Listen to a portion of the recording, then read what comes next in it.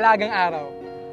Ito si Porsche, ang premier 2-story house model ng Mikara.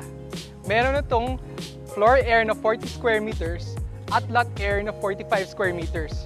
Kung kukunin nyo naman ay ang corner lot, naglalaro ito sa 60 square meters hanggang 100 square meters na lot area. Alam mo ba, sa sobrang mura nito, maraming bumili 2 units, pinag-combine nila. Kahit 2 units ang bilhin mo, actually mura pa rin siya.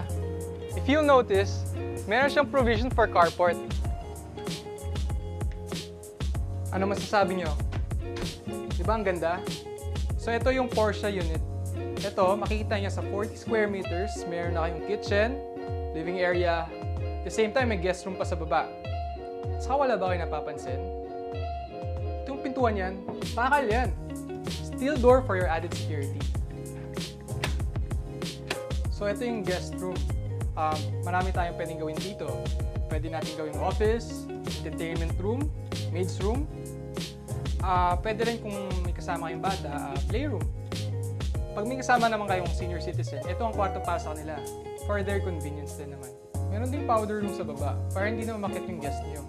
Sa 40 square meters nyo, kasya ang kitchen, pati dining area. Hindi na rin mahihirapan si Mrs. dahil luto, kain, linis. Diba? Madali. Kapag kumakit kayo ng second floor, makikita nyo may 2 bedroom. Tsaka meron din toilet and bath. As delivered, naka-install na yung shower, toilet at sink. Sa 40 square meters nyo, marami kayong pwedeng magawa. For example, ito, cabin style. So, more on wood ang feel niya, cozy. Kung gusto niyo naman modern, condo style naman. Para magmukhang mas malaki ang bahay nyo, isang suggestion, magpalagay kayo ng salamin. As delivered, sa kusina, kasama na ang kitchen sink.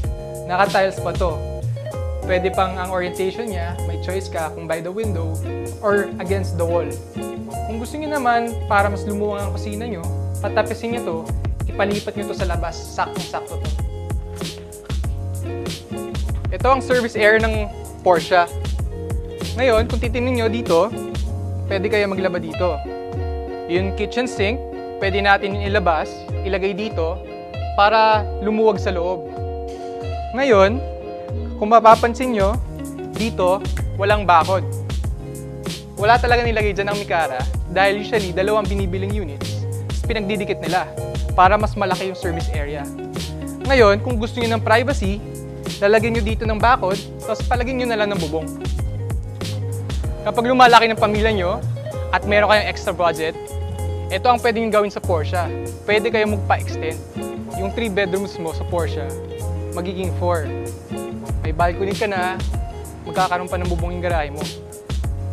Sa sobrang mura, yung iba, bumibili ng 2, pinadikit, tapos pina-extend pa. Sa ngayon, masasabi natin ng Tanza ay isa sa mga pinaka-nade-develop.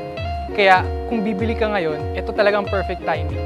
Kasi sobrang affordable niya at sobrang bilis niya mag-appreciate. Dahil sa good investment, affordability, high appreciation at quality.